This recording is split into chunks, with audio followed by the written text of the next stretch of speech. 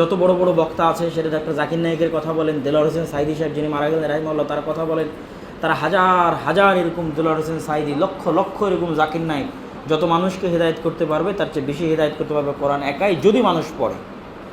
যদি মানুষ পড়ে, কেন এর মধ্যে হেদায়েত রাখা আছে, হুদাল লিন্নাস, মানুষের পথ দেখানোর জন্য। যে আদম আলাইহিস সালামকে যখন জান্নাত থেকে নামিয়ে দেওয়া হয়, তখন আল্লাহ বললেন, ইবলিস তোমার শত্রু, ইবলিস তোমার আর তোমার বংশধরকে পথভ্রষ্ট করার চেষ্টা করবে, তবে আমার পক্ষ থেকে নবী যাবে, রাসূল যাবে, কিতাব যাবে। তোমার বংশধরেরা যদি আমার নবী, রাসূল আর কিতাবের অনুসরণ করে, ইবলিসের ষড়যন্ত্র থেকে বেঁচে যাবে। তা আল্লাহর এই কথাই কি বুঝায়? যে কোরআন শুধু মাদ্রাসার ছাত্রের জন্য? ইবলিসের ষড়যন্ত্র থেকে বাঁচার জন্য, সব মানুষের জন্য, সব মানুষের জন্য, আদমের সকল সন্তানের জন্য। আফ্রিকার কালো, ইউরোপের সাদা, ইন্ডিয়ার হিন্দি, বাংলাদেশের বাঙালি, ডোমচামার মেথরমুচি, ব্রাহ্মণ, ক্ষত্রিয়, বৈশ্য, শূদ্র, হিন্দু, বৌদ্ধ, খ্রিস্টান, আদমের সন্তান বলতে যা বুঝায়, সবার কাছে কোরআন পাঠানো হয়েছে। মাধ্যম মুহাম্মদ সাল্লাল্লাহু আলাইহি ওয়াসাল্লাম। মুহাম্মদ সাল্লাল্লাহু আলাইহি ওয়াসাল্লাম 23 বছর পরিশ্রম করে কোরআনটা আল্লাহর কাছ থেকে রিসিভ করেছেন, পাঠানো হয়েছে আপনাদের সবার জন্য। দুনিয়াতে মানুষের খাস লোক থাকে, বলে অমুকে এমপির লোক, অমুকে মন্ত্রীর লোক, অমুকে প্রধানমন্ত্রীর খাস লোক, এর সাথে ঝামেলা করিস না, এই হচ্ছে এসপির লোক, এই হচ্ছে ওসির লোক, বলে না? বলে না? আর আবার আলেম ওলামাদের মধ্যে গ্রুপিং হলে বলে কি রাজ্জাক গ্রুপের লোক। তো আল্লাহর নবী হাদিসে বলছে যে পৃথিবীতে কিছু মানুষ আছে যারা আল্লাহর লোক। কার লোক? আল্লাহর লোক, যাদেরকে কোরআন রাতে ঘুমাতে দেয় না। তাতাজাফা জুনুবুহুম আনিল মাযাজি, কোরআনের ভালোবাসায় তাদের পার্শ্বদেশ রাতের বেলা বিছানা থেকে আলাদা হয়ে যায়। যদিও আমি হয়তো বলছি, তার মানে এই নয় যে আমি এরকম খুব ভালো, এরকম কিছু, সেটা আমি বোঝাতে চাচ্ছি না। আল্লাহ সুবহানাহু ওয়া তাআলা সবাই গুনাহগার, সবাইকে ক্ষমা করুক, কিন্তু কোরআনের মহত্ব বোঝাতে চাচ্ছি যে আল্লাহর লোক দুনিয়াতে কারা? যাদেরকে রাতে কে ঘুমাতে দেয় না? কোরআন ঘুমাতে দেয় না। আমার দাদাকে দেখতাম যে রাত 2টা বাজলেই ঘুম শেষ। কোনোদিন এরকম পাইনি যে কোনো রাতে তিনি রাত জেগে কোরআন তেলাওয়াত করেননি, এবং খুব উঁচু আওয়াজে কোরআন তেলাওয়াত করতেন। আর একটা ফজিলত বলি কোরআনের, 2 নম্বর হচ্ছে, কোরআনের পাঠক যদি জান্নাতে প্রবেশ করে, তাহলে আল্লাহ সুবহানাহু ওয়া তাআলার পক্ষ থেকে ফেরেশতারা কোরআনের পাঠককে জান্নাতে বলবে, ইকরা ওয়ারাত্তিল ওয়ারতাকি, হে কোরআনের পাঠক, আজ জান্নাতে তুমি কোরআন পড়ো আর জান্নাতের উপরের স্থানের দিকে উঠতে থাকো। ওইখানে গিয়ে তোমার জান্নাতের শেষ স্থান হবে তোমার সম্মানের, মর্যাদার, ফ্যাসিলিটি, সুযোগ সুবিধার, যেখানে গিয়ে তোমার কোরআন পড়া শেষ হবে। কোরআন, এই হাদিসটা যদি আপনি বুঝতে চান, আপনাকে তার আগে আর একটা জিনিস বুঝতে হবে, ভূমিকা স্বরূপ। সেটা কি? সেটা যে জান্নাতে ফ্যাসিলিটির পার্থক্য আছে। রাজশাহীতে কোনো 5 স্টার হোটেল নাই, সবগুলো 3 স্টার। উত্তরবঙ্গে একটাই 5 স্টার হোটেল আছে, বগুড়াতে। তো 3 স্টার, 4 স্টার, 5 স্টার হোটেলের মধ্যে ফ্যাসিলিটির পার্থক্য আছে, সুযোগ সুবিধার পার্থক্য আছে। জান্নাতে যখন জান্নাতীরা যাবে, তখন সুযোগ সুবিধার পার্থক্য থাকবে। আর এই সুযোগ সুবিধার পার্থক্যের জন্য জান্নাতীরা জান্নাতে যাওয়ার পরে জান্নাতীদের সবচেয়ে বড় আফসোস হবে, কেন দুনিয়াতে আরেকটু কোরআন পড়লাম না, কেন দুনিয়াতে আল্লাহর আরেকটু জিকির করলাম না, আজকে জান্নাতের এই সুবিধাগুলো আমি পাচ্ছি না। একদম আরেকটু খোলা করে উদাহরণ দিয়ে বলি, একদল মানুষ জান্নাতে যাবে, তাদের লেভেল হচ্ছে তারা জান্নাতীদের খাদেম। সেও জান্নাতি, কিন্তু সে জান্নাতীদের খাদেম। এটাও জান্নাতের একটা লেভেল, জান্নাতের একটা ফ্যাসিলিটির লেভেল। সেও জান্নাতি, জান্নাতীদের খাদেম। আবার আরও একজন জান্নাতি, যে আল্লাহর প্রতিবেশী, আল্লাহর নবীর প্রতিবেশী। দুইজনের ফ্যাসিলিটি কখনোই সমান হবে না। তাহলে জান্নাতে গিয়ে যদি আপনি আপনার ফ্যাসিলিটির মান বাড়াতে চান, তাহলে দুনিয়াতে বেশি বেশি কোরআন পড়তে হবে, কোরআন তেলাওয়াত করতে হবে, কোরআন বুঝতে হবে, বোঝার চেষ্টা করতে হবে। আপনার আমল যদি আল্লাহর সন্তুষ্টির জন্য হয়, কার জন্য হয়? আল্লাহর সন্তুষ্টির জন্য করা একটা সিজদাও মানুষকে জান্নাতে দিয়ে দিতে পারে। আর আল্লাহর সন্তুষ্টি অর্জনের আশা ছাড়া লোক দেখানোর জন্য 1000 রাকাত ইবাদত জান্নাতে নিয়ে যাবে না, এটা একটা বাক্য। আর একটা বাক্য, ওই 1000 রাকাত ইবাদত জাহান্নামে নিয়ে যাবে। কথা কিন্তু দুটো আলাদা। মানে আমল যদি সৎ না হয়, তাহলে ওই আমল জান্নাতে নিয়ে যাবে না, এটা একটা বাক্য। আবার ওই আমল কোথায় নিয়ে যাবে? জাহান্নামে নিয়ে যাবে। তাহলে জান্নাতে যাওয়ার শর্ত বেশি আমল নয়, সৎ আমল, 1 নাম্বার। 2, যদি আমল সৎ না হয়, তাহলে শুধু জান্নাতে যাওয়া বন্ধ হবে এটা না, ওই আমলই কারণ হবে কোথায় যাওয়ার? আমল কারণ হবে জাহান্নামে যাওয়ার। দলিল বুখারীর হাদিস। শহীদ যুদ্ধ করে শহীদ হয়ে জাহান্নামে, দানকারী দান করে জাহান্নামে, আর আলেম দিনের দাওয়াত দিয়ে জাহান্নামে। আল্লাহু আকবার, নাউযুবিল্লাহি মিন যালিক। আল্লাহ আমাদের হেফাজত করুক। সহিহ বুখারীর হাদিস। এবং তাদেরকে আল্লাহ জাহান্নামে নিক্ষেপ করবে চুরি করার জন্য নয়, ডাকাতি করার জন্য নয়, মানুষ হত্যা করার জন্য নয়, গীবত তহমত দেওয়ার জন্য নয়। তুই দান করলি কেন, এখন তুই জাহান্নামে যা। হাদিসের সারমর্ম এটি। তুই আলেম হয়ে দাওয়াত দিলি কেন, জাহান্নামে যা। তুই আল্লাহর রাস্তায় জিহাদ করে শহীদ হলি কেন, শহীদ হওয়ার জন্য এখন জাহান্নামে যা। তাহলে এরা জেনা চুরি করার জন্য জাহান্নামে যাচ্ছে না, আলেম হয়ে দাওয়াত দিয়ে দাওয়াত দেওয়ার কারণে জাহান্নামে, যুদ্ধ করে শহীদ হয়ে শহীদ হওয়ার কারণে জাহান্নামে, দান করে দান করার কারণে জাহান্নামে। কেন? এদের শহীদ হওয়াতে আল্লাহর সন্তুষ্টি ছিল না, এদের দান করাতে আল্লাহর সন্তুষ্টি ছিল না, আলেম হয়ে দিনের দাওয়াত দেওয়াতে আল্লাহর সন্তুষ্টি ছিল না, সবই ছিল লোক দেখানো। তাহলে বেশি আমল করে জান্নাত হলো না সৎ আমল করে জান্নাত হবে? সৎ আমল করে। আর অসৎ আমল জাহান্নামে নিয়ে যাবে। কোথায় নিয়ে যাবে? তাহলে সৎ আমলের 1 নম্বর শর্ত আল্লাহর সন্তুষ্টি লাগবে। কি লাগবে? আল্লাহর সন্তুষ্টি লাগবে। সৎ আমলের 2 নম্বর শর্ত মুহাম্মদ সাল্লাল্লাহু আলাইহি ওয়াসাল্লামের মতো হতে হবে। কার মতো হতে হবে? মুহাম্মদ সাল্লাল্লাহু আলাইহি ওয়াসাল্লামের মতো। আপনার স্বাধীনতা নাই, ইসলাম আপনার বাপেরও ধর্ম নয়, আর আল্লাহ আপনাকে নবীও বানায়নি। সুতরাং আপনার কোনো স্বাধীনতা এখানে নাই। ইসলাম আল্লাহ মুহাম্মদ সাল্লাল্লাহু আলাইহি ওয়াসাল্লামের কাছে পাঠিয়েছে, তাকে অনুসরণীয় হিসেবে রাসূল করেই পাঠিয়েছে। তখন আপনি যদি ইবাদত আবিষ্কার করেন তো রাসূল পাঠিয়ে লাভ কি? আপনি যদি নতুন নতুন ইবাদত আবিষ্কার করেন তাহলে আপনি নবী। আপনি বলেন যে আপনি নবী, আমাদের আপত্তি নেই। আপনি নবী দাবি করেন, নবী দাবি করে নতুন নতুন ইবাদত আবিষ্কার করেন, নতুন নবী দাবি করে ঈদে মিলাদুন্নবী আবিষ্কার করেন। কিন্তু আপনি যখন বলছেন নবী মুহাম্মদ, তাহলে ঈদে মিলাদুন্নবী চালাতে হলে মুহাম্মদ সাল্লাল্লাহু আলাইহি ওয়াসাল্লামের কাছে অনুমতি লাগবে। একদম সহজ কথা। তাহলে সৎ আমল আপনাকে জান্নাতে দিবে, বেশি আমল নয়। সৎ আমলের শর্ত আল্লাহর সন্তুষ্টি, নবীর অনুসরণ। এই 2টা জিনিস যখন আপনার মাথায় ঢুকে যাবে, আমাকে আর আলাদা করে বেদাত বের করে দেওয়া লাগবে না যে কোনটা বেদাত আর কোনটা বেদাত নয়। আপনি যখন নিজেই খুঁজতে থাকেন আপনার আমল সৎ কিনা। সৎ হওয়ার জন্য আল্লাহর সন্তুষ্টি লাগবে, সৎ হওয়ার জন্য নবীর পক্ষ থেকে সিল মোহর লাগবে, যেটা আল্লাহ নবী করেছে বা করতে বলেছে। সিল মোহর না দিয়ে আপনি করতে পারবেন না। তাহলে আপনি বলেন আপনি নবী, আপনি আল্লাহর নবীর পক্ষ থেকে সিল মোহর দিবেন না, আর হুজ্জতি করে বলবেন আমল করতে বাধা দেয়, বেশি আমল করবো। আল্লাহ বেশি আমল করতে বলেনি, সৎ আমল করতে বলেছে, তার নবীর অনুসরণ করতে বলেছে। তার নবীর অনুসরণে অল্প ইবাদতও আপনাকে জান্নাতে নিয়ে যাবে ইনশাআল্লাহ।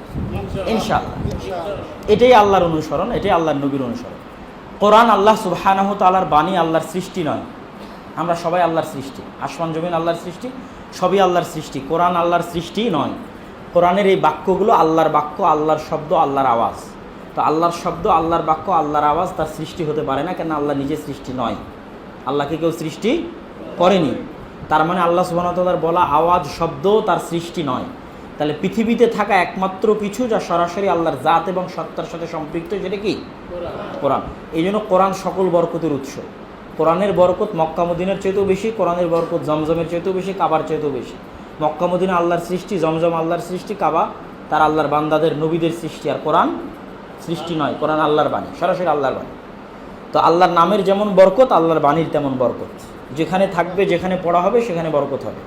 2, কোরআন শক্তিশালী। আমাদের সমাজে কোরআনের মান যেমন, আমাদের মান পৃথিবীতে তেমন, আমাদের মান আল্লাহর কাছে তেমন। রাসূল সাল্লাল্লাহু আলাইহি ওয়াসাল্লাম বলছেন, ইন্নাল্লাহা ইয়ারফাউ বিহাযাল কিতাবি আকওয়ামান ওয়া ইয়াদাউ বিআখারিন। আল্লাহ এই কিতাব দিয়ে একদল উম্মতের, একদল মানুষকে পৃথিবীর সর্বোচ্চ স্থানে পৌঁছে দিয়েছে, আর এই কিতাব দিয়ে উম্মতের একদল মানুষকে সর্বনিম্ন স্তরে নামিয়ে দিয়েছে। তার কারণ এই উম্মতের যে অংশ এই কিতাবকে মূল্যায়ন করেছে, এরা সর্বোচ্চ স্তরে পৌঁছে গেছে। রোম, পারস্য এদের পায়ের নিচে ধ্বংস হয়ে গেছে, কেননা তাদের কাছে কোরআন ছিল সবার উপরে। আর আমাদেরকে রাত দিন মানুষ হত্যা করতেছে, মারতেছে, আমাদের কোনো মান সম্মান নাই, ইজ্জত নাই। কেন? আমাদের কাছে কোরআনের মূল্য নাই। এবং এটা আমি যদি আপনাকে আরও ক্লিয়ার করে বলি, যে কোরআন যদি আমরা ছেড়ে দিই, কোরআন যদি আমাদের বাসা বাড়িতে পরিত্যক্ত হয়ে যায়, আমাদের সমাজে পরিত্যক্ত হয়ে যায়, মানে সমাজের কেউ কোরআন পড়ে না, গ্রামের কেউ পড়ে না, বাড়িতে কেউ পড়ে না, দেশে কেউ পড়ে না, মসজিদে কেউ পড়ে না, কেউ জানারও চেষ্টা করে না, কেউ বোঝারও চেষ্টা করে না, তথা কোরআন পরিত্যক্ত কিতাব আপনার সমাজে, আপনার বাড়িতে, আপনার এলাকায়, আপনার দেশে তাহলে আমরা আল্লাহর গজবের মুখাপেক্ষী, আল্লাহর গজবের অপেক্ষায়, আল্লাহর আযাবের অপেক্ষায়। এবং আল্লাহর আযাব আর আল্লাহর গজব মানে আমরা মনে করি যে ভূমিকম্প, ঝড় বৃষ্টি, বন্যা। ভুল কথা। এই উম্মতের উপর ভূমিকম্প, বন্যা, এই ধরনের আযাব আসবে না, এটা আল্লাহর নবী আল্লাহর কাছে দোয়া করে নিয়েছে যে আল্লাহ আপনি আমার উম্মতকে প্রাকৃতিক দুর্যোগ দিয়ে ধ্বংস করিয়েন না। আল্লাহ এই দোয়া কবুল করেছে। এই জন্য নূহ আলাইহিস সালামের কওমের মতো বন্যা দিয়ে উম্মতকে ধ্বংস করা হবে না। এই জন্য লূত আলাইহিস সালামের কওমের মতো আপনার শহরকে উল্টিয়ে দেওয়া হবে, আসমান থেকে আগুনের পাথর বর্ষণ করা হবে, এটা না। এটা মনে করিয়েন না আযাব। তাহলে কোরআন পরিত্যাগ করলে আযাব কি? যেটা আল্লাহ কবুল করেনি আল্লাহর নবীর দোয়া, সেটা কি? আপনাদের উপর বিধর্মীদের চাপিয়ে দেওয়া হবে। ওরা আপনাদের পিটাবে, মারবে, গুলি করবে পাখির মতো, জবাই করবে অমানুষের মতো, এবং বম মারবে একদম কাপুরুষের মতো। আপনাদের জীবনের কোনো মূল্য থাকবে না পৃথিবীতে। এটাই আযাব, এটাই গজব। তাহলে মায়ানমারের রোহিঙ্গাদের উপর আল্লাহ বৌদ্ধদের চাপিয়ে দিয়েছে, এটা তাদের উপর গজব। আর আল্লাহর নবীর ওই হাদিসকে যদি সামনে রাখি তাহলে সারমর্ম কী দাঁড়ায়? রোহিঙ্গাদের কাছে আল্লাহর কিতাব যেমন, রোহিঙ্গাদেরকে আল্লাহ তেমন বানিয়ে দিয়েছে। বুঝেননি মনে হয় আমার কথা? তাদের সমাজে, তাদের দেশে আল্লাহর কিতাবের মূল্য যেমন, আল্লাহ তাদেরকে তেমনই বানিয়ে দিয়েছে। ফিলিস্তিনিদের কাছে আল্লাহর নবীর সুন্নত, আল্লাহর নবীর কিতাবের মূল্য যেমন, আল্লাহ তাদেরকে তেমন বানিয়ে দিয়েছে। এবং এইভাবে আল্লাহ এই উম্মতের বহু জায়গায় গজব এবং আযাব পাঠিয়েছে। স্পেনে দেখেন, স্পেনে 800 বছর মুসলমানেরা ছিল, কি নির্মমভাবে স্পেন থেকে মুসলমানদের বিতাড়িত করা হয়েছে, কিভাবে আগুন দিয়ে পুড়িয়ে হত্যা করা হয়েছে। এটা আল্লাহর আযাব, গজব। তাদের কাছে ওই সময় আল্লাহর কিতাবের মূল্য ওই রকমই ছিল। আল্লাহর কিতাবের মূল্য তাদের কাছে ওই সময় যেরকম ছিল, তাদের সাথে আল্লাহ থেকে সেরকমই করেছে। 3 নম্বর হচ্ছে, এই কিতাব খুব যেমন বড় নেয়ামত তেমন বড় ভয়ঙ্কর। এই কিতাব কিন্তু সবচেয়ে বড় নেয়ামত পৃথিবীতে। এখন যত নেয়ামত আছে মানুষের কাছে, তার মধ্যে সবচেয়ে বড় নেয়ামত হচ্ছে এই কিতাব। তার অনেকগুলো দলিল আছে। যেমন একটা দলিল, আল্লাহর নবী বলছে তোমাদের হায়াত 50-60 বছর, আর তোমাদের আগের উম্মতের হায়াত অনেক বেশি ছিল। নূহ আলাইহিস সালামের কওমের হায়াত 1000 বছর, 800 বছর, 900 বছর ছিল। তারা এত হায়াত নিয়ে, এত ইবাদত করেও উম্মতে মুহাম্মাদের 30-40 বছরের ইবাদতের সমান করতে পারবে না। কেন? তাদের কাছে সূরা ফাতিহা ছিল না, কোরআন ছিল না, সূরা বাকারা ছিল না। উম্মতে মুহাম্মাদি 2 রাকাত সালাত পড়লেও তো 2 বার সূরা ফাতিহা পড়ে। এই সূরা ফাতিহা, এই কোরআন, এটা আল্লাহর পক্ষ থেকে নূর, যা অতীতের কোনো উম্মতকে দেওয়া হয়নি। অতীতের কোনো উম্মতকে দেওয়া হয়নি। এটা কোরআন যে নিয়ামত, তার একটা প্রমাণ। আর একটা প্রমাণ কি? রমজান মাস সর্বশ্রেষ্ঠ, এত বরকত, এত রহমত কোরআনের ওসিলায় ওই মাসে কোরআন অবতীর্ণ হয়েছে। এই জন্য 3 নম্বর আর একটা, যে এটা অনেক বড় নিয়ামত, তার প্রমাণ কি? লাইলাতুল কদর। লাইলাতুল কদরের যত ফজিলত, যত রহমত, যত বরকত, সব কোরআনের ওসিলায়, কেননা কোরআন ওই রাতে অবতীর্ণ হয়েছে। তাই তো কোরআন অনেক বড় নিয়ামত, অনেক বড় নিয়ামত। কিন্তু কোরআন বিপদও। বিপদ কি? নিয়ামত যত বড়, তার অবমূল্যায়নের শাস্তি তত বড়। স্বাভাবিক, আমাদের সমাজেও আপনার কাছে যদি নর্মাল কোনো মেহমান যায়, আপনি যেরকম সম্মান করবেন, প্রধানমন্ত্রী গেলে যেরকম যায় ওরকমই যদি করেন, বিপদে পড়বেন না? পড়বেন না? বিপদে পড়বেন। তো মেহমান যত বড়, তার দায়িত্ব তত বড়। তো নেয়ামত যত বড়, দায়িত্ব তত বড়। তো নেয়ামত অবমূল্যায়নের শাস্তিও তত বড়। আরও একটা কারণে কোরআন ভয়ঙ্কর, সেটা হচ্ছে কিয়ামতের মাঠে আল্লাহ সুবহানাহু ওয়া তাআলা মানুষকে অপরাধী বা নিরপরাধ প্রমাণ করার জন্য যাদেরকে সাক্ষী হিসেবে পেশ করবেন, যাদেরকে কথা বলার সুযোগ দিবেন, তাদের মধ্যে মানুষের হাত, মানুষের পা, মানুষের হাত, মানুষের পা, মানুষের বিরুদ্ধে পক্ষে বলবে। তাসবিহ গুনলে পক্ষে বলবে, বুঝলেন না? আল্লাহর হাতে দান, আল্লাহর রাস্তায় দান করলে পক্ষে বলবে, গুনাহ করলে সেটাও বলবে। 2 নম্বর হচ্ছে জমিন। যে আল্লাহ এই জমিনকে বড় বড় গাছ উৎপন্ন করার, টনকে টন আলু উৎপন্ন করার, মনকে মন ধান উৎপন্ন করার, আর বিশাল বিশাল আম, ফজলি সব উৎপন্ন করার শক্তি দিয়েছে, কথা বলার শক্তি দিতে পারবে না? পারবে। আজকে যেই জমিন এত গাছ উৎপন্ন করছে, এই জমিন একদিন কথাও বলতে পারবে। তার প্রমাণ হচ্ছে তার এই গাছ উৎপন্ন করা, এটাই প্রমাণ। তার যদি আজ গাছ উৎপন্ন করার শক্তি থাকে, কাল আল্লাহ চাইলে কথাও বলার শক্তি পাবে সে। তো 2 নম্বর, আল্লাহ তাহলে জমিনকে দিবে আপনার বিরুদ্ধে অথবা আপনার পক্ষে বলার জন্য। এই রকম আপনাকে কাঠগড়ায় দাঁড় করিয়ে যাদেরকে আপনার বিষয়ে মন্তব্য করার সুযোগ দিবে, তাদের মধ্যে একটা হচ্ছে কোরআন। তথা প্রত্যেক মানুষের বিষয়ে কমেন্ট করার সুযোগ কোরআন পাবে। প্রত্যেক মানুষের বিষয়ে কমেন্ট করার সুযোগ যেমন তার 2 হাত, তার 2 পা পাবে, প্রত্যেক মানুষের বিষয়ে কমেন্ট করার সুযোগ যেমন জমিন পাবে, সেরকম প্রত্যেক মানুষের বিষয়ে কমেন্ট করার সুযোগ কে পাবে? কোরআন পাবে। এই যে আল্লাহর নবী হাদিসে বলেছে, আল কোরআন হুজ্জাতুল লাকুম আও আলাইকুম। দেখো, কোরআন হয় তোমার পক্ষে সাক্ষী দিবে, না বিপক্ষে। কেননা কোরআনের সুযোগ আসবে কিয়ামতের মাঠে আপনার বিষয়ে কথা বলা। তাহলে কোরআন মূল্যায়ন করলে আপনি অনেক বড় নিয়ামতের মধ্যে আছেন, কিন্তু কোরআন যদি পরিত্যাগ করে দেন, না শিখেন, না পড়েন, তাহলে কোরআন আপনার বিরুদ্ধে চলে গেল না, বিরুদ্ধে চলে গেল। আমরা কোরআন পড়ার কথা বললে, কোরআন শিখার কথা বললে মানুষ মনে করে ছোট বাচ্চাদের শিখতে হবে। অনেক বড় ভুল ধারণা। এটা কেন ভুল ধারণা? কোরআন যখন প্রথম অবতীর্ণ হয় তখন আল্লাহর নবীর বয়স কত? 40। কোরআন যখন প্রথম অবতীর্ণ হয় খাদিজা রাদিয়াল্লাহু তাআলা আনহার বয়স কত? 55। তাহলে খাদিজা রাদিয়াল্লাহু তাআলা আনহা যখন কোরআন শিখছেন, কোরআন মুখস্থ করছেন, কোরআন জানছেন, তখন তিনি 55-60 বছর বয়সের বৃদ্ধা। আর আবু বকর, ওমর, তালহা, জুবায়ের, আব্দুর রহমান বিন আউফ, আব্বাস, হামজা, আব্বাস আর হামজা আল্লাহ নবীর চাচা রাদিয়াল্লাহু তাআলা আনহু, চাচার বয়স ভাতিজার চেয়ে বেশি হয় না কম হয়? বেশি হয়। তাহলে প্রথম লেভেলে যারা আল্লাহর নবীর সাথে ঈমান আনয়ন করেছে, আল্লাহর নবীর বন্ধু বান্ধব, চাচা, আল্লাহর নবীর আশেপাশের, তারা বৃদ্ধ বয়সে কোরআন শিখেছে। তার মানে এই উম্মতের প্রথম অংশ যারা কোরআন শিখেছে তারা ছোট বাচ্চা না বৃদ্ধ? তাহলে আবু বকর, ওমর যদি বৃদ্ধ বয়সে কোরআন শিখে, তাহলে আপনি আপনার বাচ্চাকে মাদ্রাসায় ভর্তি করে দিয়ে পার পেয়ে গেলেন। হ্যাঁ, ছেলে মাদ্রাসায় ভর্তি করে দিয়ে শেষ, আর আমাকে কোরআন শেখা লাগবে না। বাচ্চাকে মক্তবে পাঠিয়ে দিয়েছে, আমাকে আর কোরআন শেখা লাগবে না। আবু বকর, ওমরের চাইতে আপনি বড় ইমানদার নন, আর খাদিজার চাইতেও আপনার স্ত্রী বড় ইমানদার নয়। তাহলে প্রথম পর্বটা বৃদ্ধ বয়সে কোরআন শিখেছে। তারপরে না তাদের ছেলে মেয়েরা যারা আছে তারা ছোট। আব্বাস যদি চাচা হয় তো চাচার ছেলে আব্দুল্লাহ বিন আব্বাস ছোট, ওরা পরে আসছে। প্রথমে যারা শিখেছে তারা বৃদ্ধ অবস্থায় শিখেছে, বয়স্ক অবস্থায় শিখেছে, শিখে তারা এটার প্রচার করেছে। ওমর, আবু বকর রাদিয়াল্লাহু তাআলা আনহু তারা বয়স্ক অবস্থায় কোরআন শিখে কোরআন প্রচার করেছে। তাহলে আপনি 30-40 বছর বয়সের অজুহাত দিয়ে পার পাবেন না। তারপরের পয়েন্ট কি? কোরআন শুধু মুহাম্মদ সাল্লাল্লাহু আলাইহি ওয়াসাল্লামের জন্য নয়, শুধু মাদ্রাসার ছাত্রের জন্য নয়, কোরআন তাবিজ কবজ বানিয়ে বিক্রি করার জন্য নয়, কোরআন চুমু দেওয়ার জন্য, বুকে লাগানোর জন্য নয়, কোরআন ওই ভাড়া করে, ছাত্র ভাড়া করে নিয়ে এসে পড়ানোর জন্য নয়। কথা কি আমার বুঝতে পারছেন? মাদ্রাসা থেকে ছাত্র ভাড়া করে নিয়ে এসে পড়লে আপনার দায়িত্ব হয়ে গেল কোরআনের? হ্যাঁ, আর একজন পড়ে আপনি নেকি পাবেন? কোরআন আপনার পক্ষে সাক্ষী দিবে?